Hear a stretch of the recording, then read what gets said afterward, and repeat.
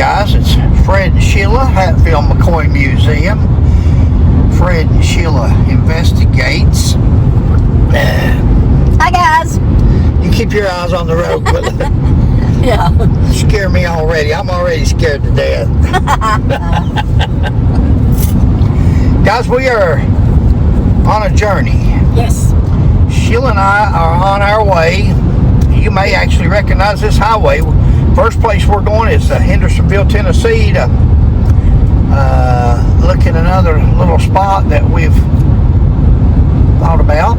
And after that, we're going to go by the local Walmart in Hendersonville and put up a sign of Sebastian, just to make sure that one is up there. But after that, we're heading on down to Adamsville, Tennessee. Yep. To where we going, babe? To the Buford Pusser Museum. We're going to go And look at the crash site, the ambush site. correct. And a neat little restaurant called the Kokomo's. Why is that neat? Do you know? You want to tell them why? No, you go ahead. Because, guys, Fred's mom, her nickname was Kokomo. And I think that's so cute. They said it was a 50s restaurant. So, that's pretty cool. Look here what we're getting ready to do, guys. Get ready to rear end a dozer from her over here talking Oh, bull hockey now. while I'm filming. Oh, Lord. Here goes our passenger door. He's so silly. So we are on our way to Buford Pusser's museum. Buford Pusser, the cemetery him and Pauline's buried at, his mom and dad. We're on our way to where the old Shamrock used to be. We're going to where Buford Pusser got killed in his Corvette in 1974, that part of the highway. Yeah. We've got several of the ambush sites, both of them at the bridge and where he pulled over at. Mm-hmm. So we've got several places marked down that we are going to visit today and tomorrow. Okay. If you'll notice, we are not in Sheila's Hummer. Nope. We had to rent a car for this. We didn't want to take a chance on using the Hummer again till we got it fixed. Yeah. Yeah. We was too afraid of breaking down. So, but as Sheila and I were driving along here, we started talking and going over some questions, and we've been watching, as bad as it hurts us to watch videos of propaganda and rumors, and we've been forced ourselves to watch them, and we're glad we did, because the more we watch them, the more we realize how full of, well, how untruthful. The more questions we have. The more questions we have. Yeah. There you go. And one of the questions, I was talking to a guy yesterday, actually a friend of ours, and he called to say that he had been following it for years. I think what he's been following for years is Mike Elam's propaganda. But he said he'd been following it for years, and he thought maybe Buford had done that. And I said, how can you say that? And he said, well, I heard. And I said, no, hold on a minute. Yep. I don't want to hear I heard. What proof do you have? Right. And that's what a lot of people don't understand is, guys, there's stories after stories after stories in both directions. The thing is, before you're going to destroy a man's reputation and his character, you know, that should require proof. That should require more than I heard, or rumors, or I believe. Yeah. One of the questions he had, he said, well, Fred, explain how they knew which route Buford was going to take. Evidently, there's a couple of routes that you can take to get to the same place where Buford was going on that complaint that morning. Mm-hmm. Now, he said, explain how they knew that he would be taking that route. That's the longer route. Exactly. He said they come out from the church. Now, see, I don't know what Buford said there, Sheila and I don't. The police report that they did may say that Buford said they come out from behind the church, or did he say, I think they could have come out from behind the church. And the officer just wrote down, Buford said, they come out from behind the church. Go ahead, babe, I'm listening. One of them could have been behind the church, and the other one could have been the following who was laying back. That's possible. Because back then they could have had a radio, a handheld radio, walkie-talkie, whatever they call them, and said, hey, he's taking this route, such and such, and this person's already ahead of the game. And so they went there behind the church and waited for them to pass or to pull up. So, I'm hoping they can hear you. I'm sure. So, guys, what Sheila come up with there as we're talking, how did they know that he was going to take that route? Well, maybe they were sitting down below where him and Pauline lived, and when they called in the complaint, maybe the car was actually following Buford and Pauline. Exactly. Like Sheila said earlier, we were talking, and she said maybe they had CB radios and they told each other, because remember in the 70s, remember what was that song by them truck drivers walking eastbound down, and what was that called, the truck drivers thing where got us a convoy. Well, anyway, CB radios were a big thing back in the 70s. And so somebody could have been sitting there at his house. He pulls out and they get on the CB and say, hey, he's not going down 64 or 45, whatever the road is down there. Right. We'll know it before we come back, and he's going the other way. And like Sheila said, they may have radioed somebody else, and they went on out to the church and hid behind the church because there turned out to be two vehicles. And so that's one of the questions for you naysayers out there, or propaganda bandits. That may explain how they knew where he was at. Maybe they come up on him and Pauline just talking about life, everyday life. You don't pay attention. Planning a vacation. A trip to Florida, he said. So you don't know that somebody's behind you with their headlights off way back. That's right.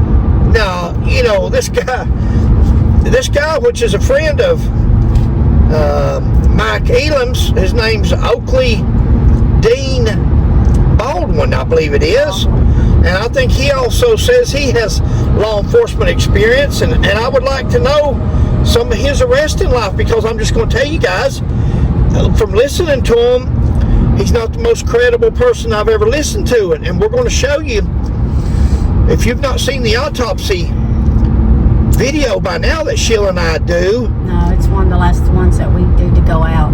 Well, it'll probably be out before this, though. Oh, yeah, that's true. He says that the autopsy, he made a video, and he said the autopsy video showed Pauline had the crap beat out of her, or was beat up, beat to death, or something. We'll try to put his remark. We'll try to cut that out of his tape and put it right here so you can see word for word. Turns out Pauline was beaten before she was shot in the head. Now, guys, you've seen the autopsy report. Her dentures were back in her mouth. They took her dentures out, checked them, put them back in her mouth before she was reburied. Right. Nothing was wrong with her dentures. The teeth wasn't broken.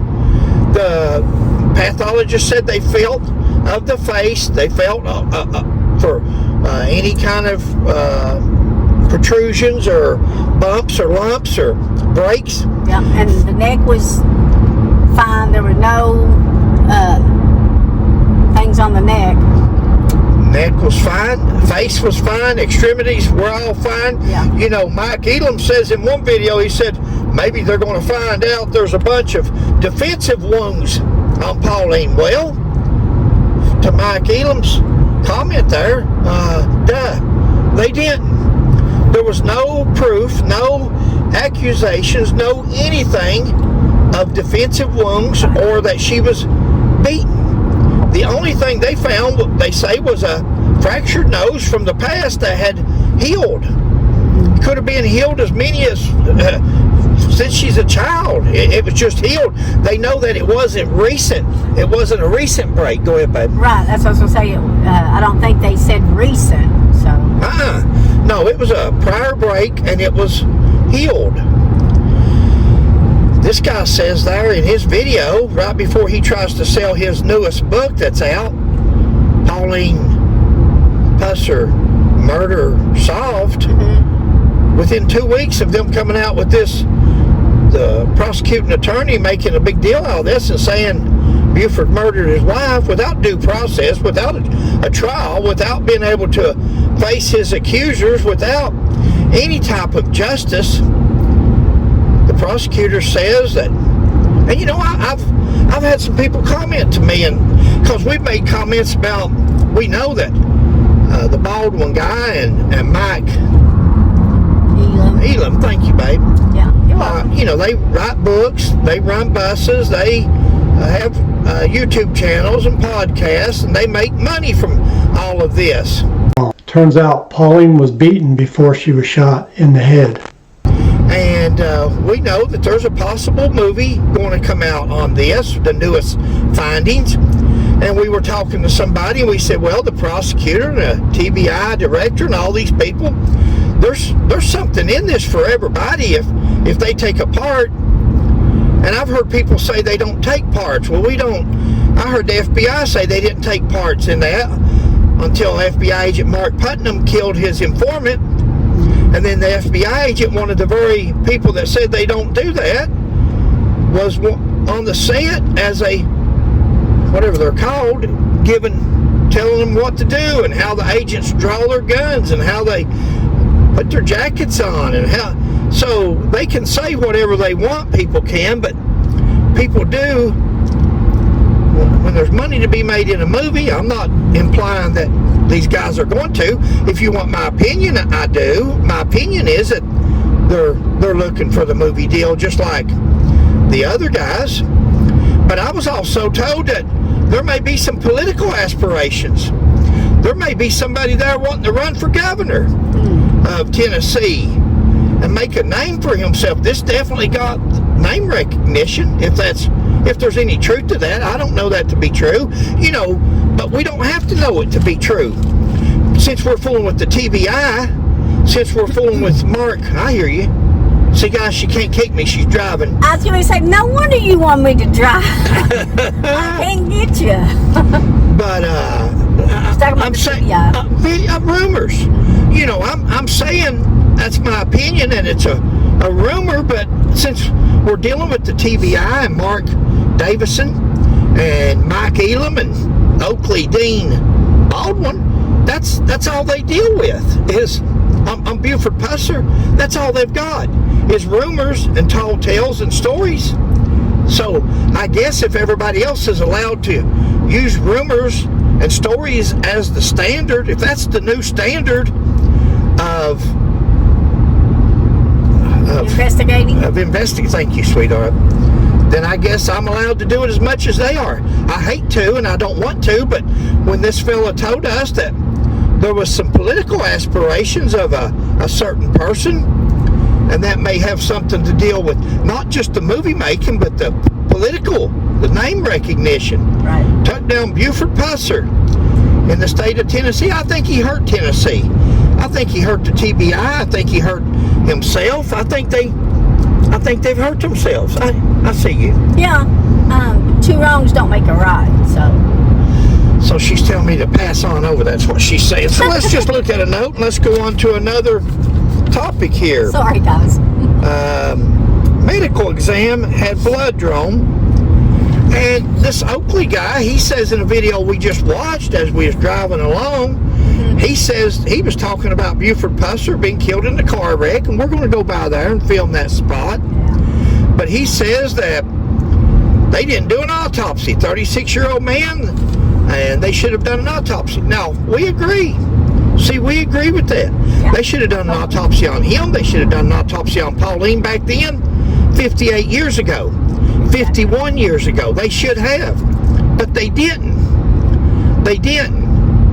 And they're dead now, so you can't. How can you be fair and just? That's not their fault. That's not Buford's fault that they didn't do an autopsy on him. You can blame the TBI. You can blame the state police. You can blame the sheriff. Buford wasn't the sheriff then. You can blame the local sheriff. You can blame that state trooper, Paul Irvin, that says Buford was drinking. You can blame him. He's the investigating trooper. 36-year-old man, deceased. Don't know how he died other than a car wreck. Of course you would want an autopsy. Why didn't he request one? Why didn't he require one? We don't know why. Right. But we can't come back 51 and 58 years later and speculate. Thank you, babe. But he says in his statement there on his videotape that the medical examiner did draw blood. And we're going to discuss this at a later date. This is going to come up again about drawing the blood. And he says that the blood alcohol was a .018 on Buford. But the question was, he said that the medical examiner decided to draw blood. He said, I guess it's because he smelled alcohol on his breath. Well, when Buford was killed, the medical examiner did a blood draw, and it could be because he smelled alcohol on his breath. Well, if the medical examiner's, I see you grinning over there. Go ahead. If the medical examiner is smelling alcohol on Buford's breath, they better take him to the hospital instead of for an autopsy because he's still breathing. You can't smell alcohol on a dead man's breath. He has no breath. He's dead. Well, when Buford was killed, the medical examiner did a blood draw, and it could be because he smelled alcohol on his breath. We'll come back to this .08 and .018 later on. You know, the question Sheila and I have about these YouTubers and bloggers, and why do they not do like Sheila does? Sheila will be talking about something, or I will, and Sheila will go get the paper and put it up on the screen where you guys can stop your TV and read it. You don't have to go look for it later on or forget about it and just remember, oh, I heard this, I heard that, and take it for the truth. You can't take everybody at their word. Everybody doesn't tell the truth. And you're going to see that some more after we do some more research on this blood alcohol and so forth like that. If he had his blood alcohol and he knows so much about it and he's researched it that long, that would certainly help people like Sheila and I, or somebody out there that's ignorant to all the facts of the case. If you say he had a blood alcohol, drug screen and all that, then post it. Years ago, I stated that I'd interviewed former trooper and former McNairy County Sheriff Paul Irvin. And of course, Paul was the one that worked Buford's fatal accident. I asked him about the cause of the accident, and he told me that it was too much speed, too much alcohol, and too much car. Well, he went on to tell me that Buford's BAC, or his blood alcohol content, was .18. That's almost twice the legal limit back then of what it would take to be legally impaired. Now, of course, the Pusser faithful went ballistic, saying that they had looked at Paul's accident report, and of course it didn't reflect anything about Buford being intoxicated. Well, like Paul said, he'd been had that report rejected several times, and they wouldn't tell him what was wrong. They just kept telling him that he needed to revise it. He did so several times, and finally he took out the fact that Buford's alcohol content was .18. He took out the fact that Buford's alcohol content was .18. He took out the fact that Buford's alcohol content was .18. Now, when he did that, they immediately accepted his report. I guess they didn't want the public to know that Tennessee's biggest law enforcement icon had died as a drunk driver. Because down below there he says that there's a rumor from the same people that says they believe that Buford was taking uppers. He was on drugs where he could stay awake. The blood test showing .018 And we know that Carl and John knew that the former sheriff, was drinking a little too much. And there is a rumor, some people believe, that Buford was taking uppers to stay up at night.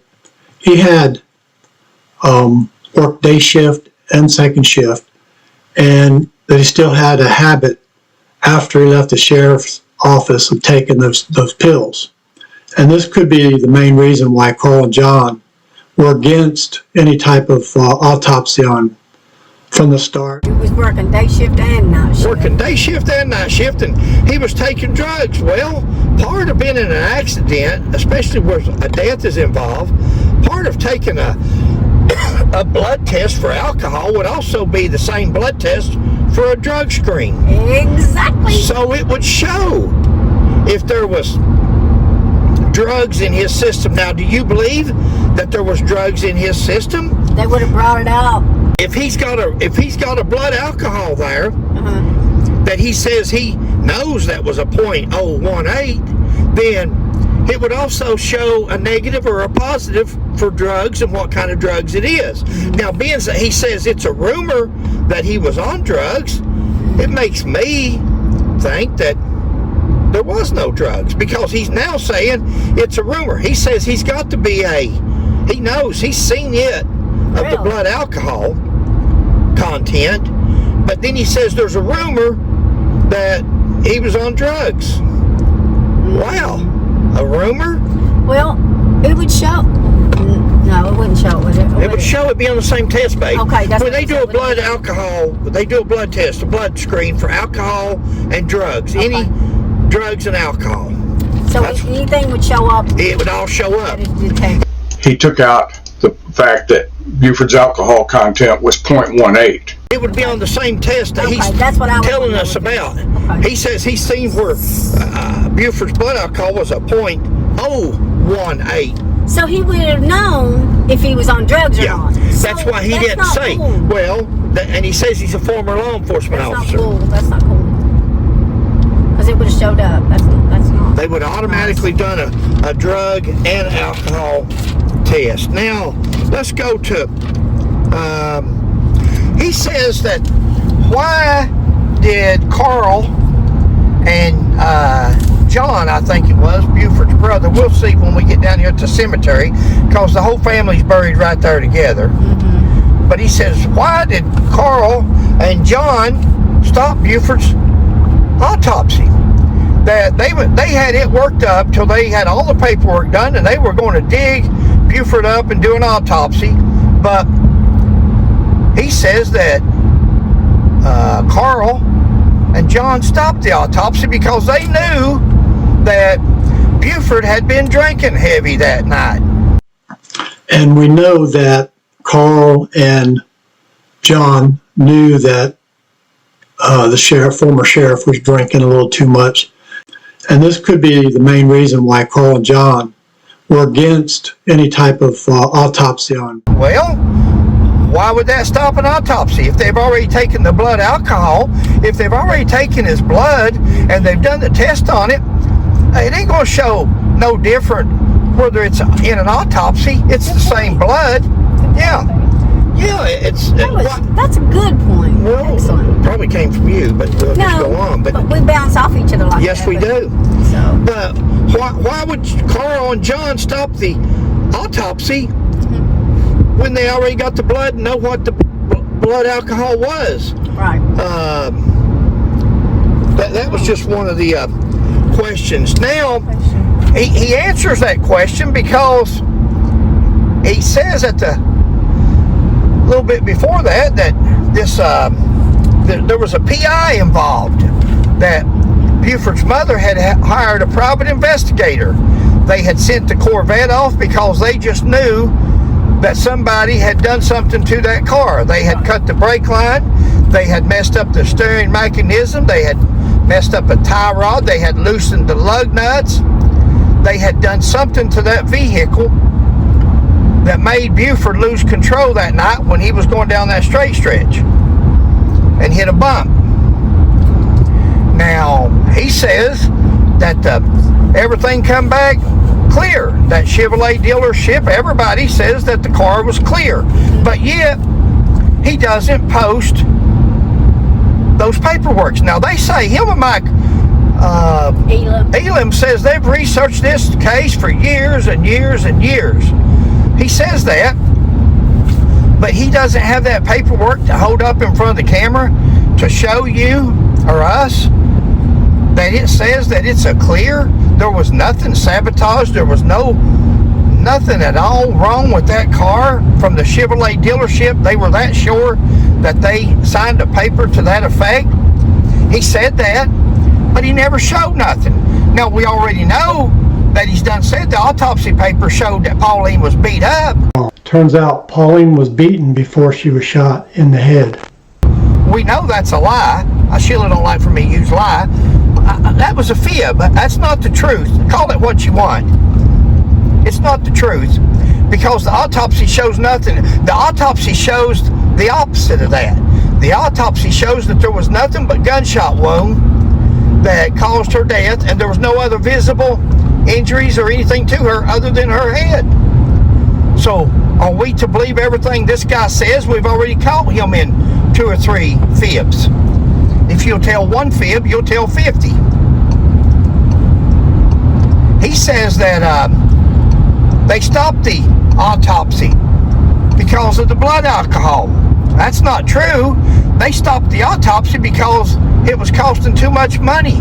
He says himself that they had spent $250,000 for the private investigator just to hunt down these people that had. Now, guys, it takes very little.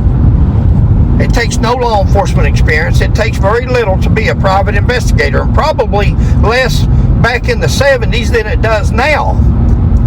It probably a whole lot. You just said you was a private investigator and put on a suit and looked the part, and that's what you could do. So anyway, they stopped the autopsy, he says, and the PI work after they spent $250,000. The funny thing is that the PI that they hired would be killed. He was killed as he was working as security for a corporation or a factory or something. He says, I'm going by what he says on his video, and he says that the private eye was killed that had been investigating who had killed Buford. And he said that a lot of people back then tried to equate that to the mob. The same mob that had killed Buford and had killed Pauline. Thank you, babe. Yeah, you're good. No worries. Had killed him. Right. So was he on to something? Was he still trying to investigate, thinking that if he found the murders that he could back up and get paid for the past investigate? I'm sure he could have. I'm sure had he brought those people to justice, I'm sure Buford's parents would have paid him. He never got to bring nothing forward because he was killed. Right.